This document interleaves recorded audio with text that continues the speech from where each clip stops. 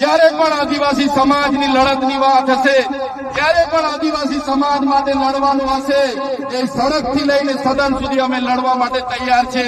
પણ તમારો બધાનો સહકાર અમને જોઈશે. ત્યારે આ લોકો સામે અમે સમાજ સામે લડીએ છીએ, સમાજ માટે લડીએ છીએ, સરકાર સામે લડીએ છીએ. ત્યારે આ સરકારોને ગમતું નથી.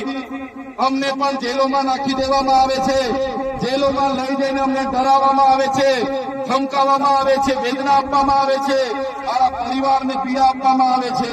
છતાં અમે ડરતા નથી અને ડરીશું પણ નહીં.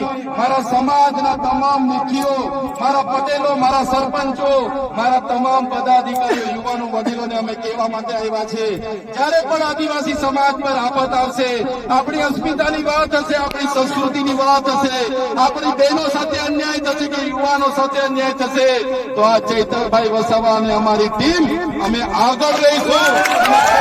અમારી સાથે આખા ગુજરાતના આદિવાસીઓ ઉભા છે અને જે આદિવાસીઓને બદનામ કરવાનો એમના સરકારોએ, એમના મંત્રીઓએ કર્યું છે કે આદિવાસીઓએ હુમલો કરી દીધો, આટલા પોલીસ અધિકારીઓને હુમલો કરી મારી નાખવાના પ્રયાસ કર્યા. ત્યારે આદિવાસી તો અહીંયા 3 કલાક સુધી વિનંતી કરતો હતો કે સાહેબ, અમે અમારા બાપ દાદાઓથી અહીંયા રહીએ છીએ, 3 પેઢી 4 પેઢીથી અમારું ગામ છે, ઘર છે, અમારો કુવો છે. અમે 2006 અંતર્ગત વન અધિકાર અધિનિયમ અંતર્ગત આ જમીન માંગવા માટેની અરજીઓ કરી છે. અમને સનતો પણ મળી છે, કેટલા લોકોની સનતો પણ પેન્ડિંગ છે.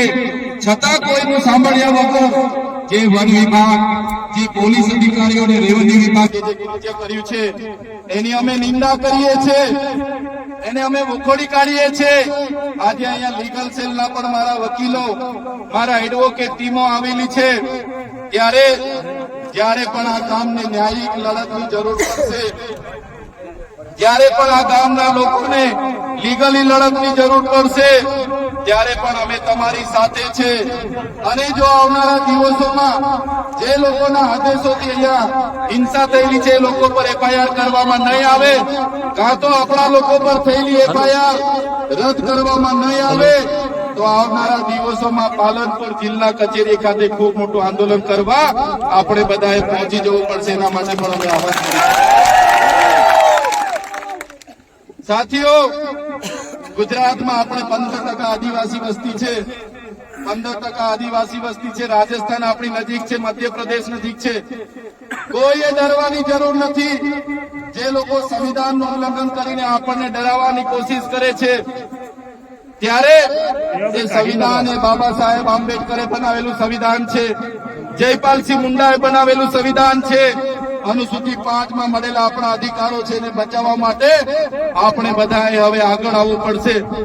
મારા યુવાનો, મારા વડીલો, મારી માતા બહેનોને કહેવા માંગુ છું, આજે પાડલિયા ગામમાં જે થયું છે એની પાછળ ઉદ્યોગપતિઓના હાથ છે, એની પાછળ ભાજપના મંત્રી તંત્રીઓના હાથ છે. એમણે પોલીસ અને વન વિભાગને એમનો હાથો બનાવીને આપણી સાથે લડાવીને, આપણને ડરાવીને આપણી જમીન મેળવવાના પ્રયાસો કર્યા છે. ત્યારે આપણે બધાએ પક્ષ, પાર્ટી, સંગઠન, સંપ્રદાય અને બધું જ ભૂલીને એક આદિવાસી તરીકે જ્યારે પણ આપણા ભાઈ સાથે અન્યાય થાય, જ્યારે પણ આપણી બેન સાથે અન્યાય થાય, જ્યારે પણ આપણી જરૂર પડે, ત્યારે બધાએ એક અવાજ પર ભેગા થવા માટે તૈયાર થઈ જવું પડશે. નહીં તો આપણી જમીન આ લોકો આપણા પરથી છીનવી લેશે. ત્યારે સાથીઓ, આજે મારી તબિયત પણ નરમ હતી, પણ જે મારી બેન કાલે પરમ દિવસે એમના વિડીયો મેં જોયા, ગામના લોકો સાથે સંપર્ક કર્યો, ત્યારે મને થયું કે જઈને બેનને મળીએ, હકીકત જાણીએ. અને અહીંયા આવીને જોયું ને જાણ્યું, ખરેખર ખૂબ અત્યાચાર આપણા લોકો સાથે થયો છે. અને પાછા આપણા લોકો પર જ એફઆઈઆર થઈ છે અને કોમ્બિંગ કરીને બધાને પકડવાની વાત છે. ત્યારે કોઈએ ડરવાની જરૂર નથી. ક્યાંય પણ તમારી સાથે અન્યાય થશે તો આખા ગુજરાતનો, આજુબાજુ રાજસ્થાન હોય કે મધ્યપ્રદેશનો આદિવાસી સમાજ તમારી સાથે છે.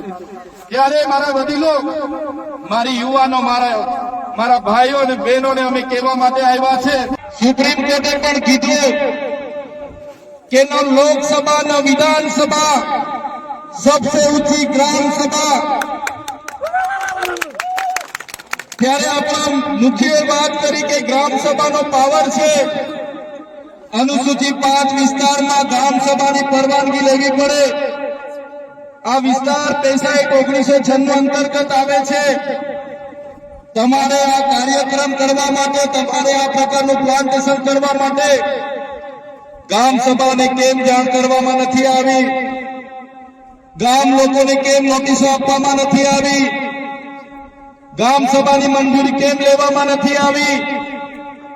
એવા સવાલો કરતા વનકર્મીઓએ, પોલીસ અધિકારીઓએ ઉશ્કેરાઈ જઈને આપણા 10 થી 15 આગેવાનોને પકડીને બળજબરી પૂર્વક અહીંથી પોલીસ સ્ટેશને લઈ જવા માટેના પ્રયાસો કર્યા.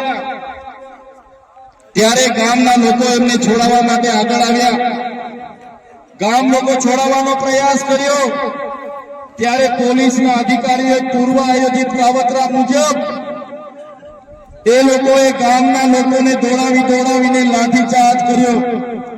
હમણાં જ ગામના મુખીએ, ગામના સરપંચો, એમને ગામના પોલીસ પટેલે મને કીધું કે લગભગ 32 થી 35 લોકો ગંભીર રીતે ઘવાયેલા છે, એમને ઈજાઓ પહોંચી છે અને એ લોકો પોલીસના ડરના કારણે સરકારી દવાખાનામાં નથી ગયા, પણ ઔષધિઓની દવા કરે છે, દેશી દવા કરે છે અને આજે પણ એ લોકોની સ્થિતિ ખૂબ જ ગંભીર છે.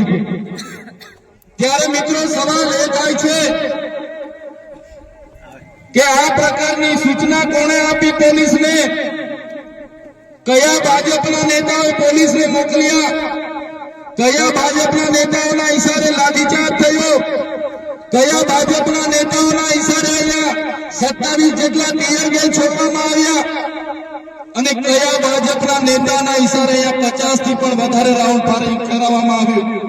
આ ફાયરિંગમાં નાસભાગ કરતા ઘણી માતાઓ, ઘણા બહેનો, ઘણા વડીલો ઈજા પામેલા છે.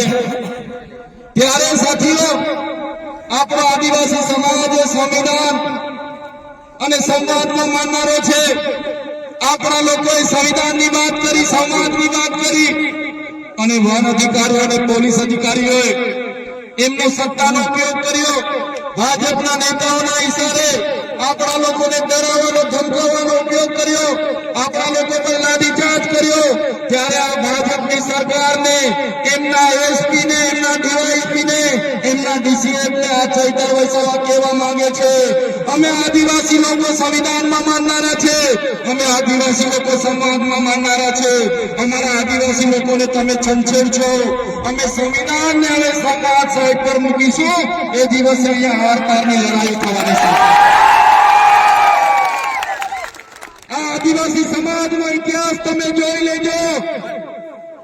આઝાદીની લડાઈમાં અમારા ગુરુ ગોવિંદજી લડ્યા છે, ભગવાન બિરસા મુંડા લડ્યા છે, ડાક્ટર નાયક લડ્યા છે, ખાદ્ય નાયક લડ્યા છે, જલકારી બાઈ લડી છે, મહારાણા પ્રતાપનો ઇતિહાસ જોજો, અમારા પૂંજા ભીલ લડ્યા છે.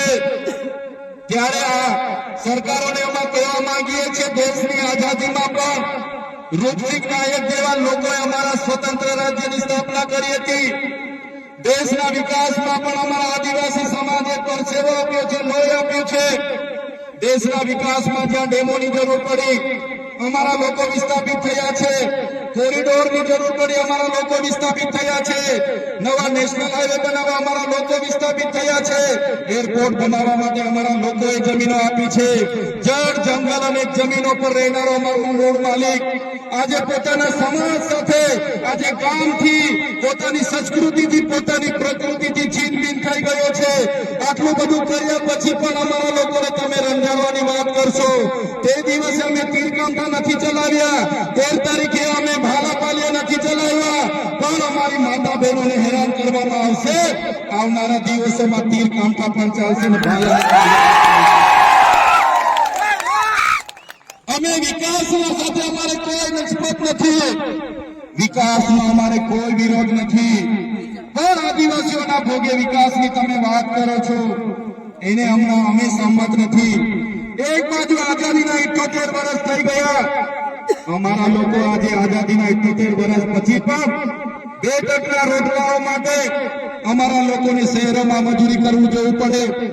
અમારા બાળકોના શિક્ષણ માટે 3.5 શાળામાં શિક્ષકો માટે આંદોલન કરવું પડે, સારી શાળા માટે આંદોલન કરવું પડે, પીવાના પાણી માટે આંદોલન કરવું પડે, જંગલની જમીન માટે આંદોલન કરવું પડે, અમારી ખેતીના પાકના ભાવ માટે આંદોલન કરવું પડે, અમારા યુવાનો સાથે જે અત્યાચાર થાય એના માટે આંદોલન કરવું પડે, મારી બે દીકરીઓ માટે આંદોલન કરવું પડે.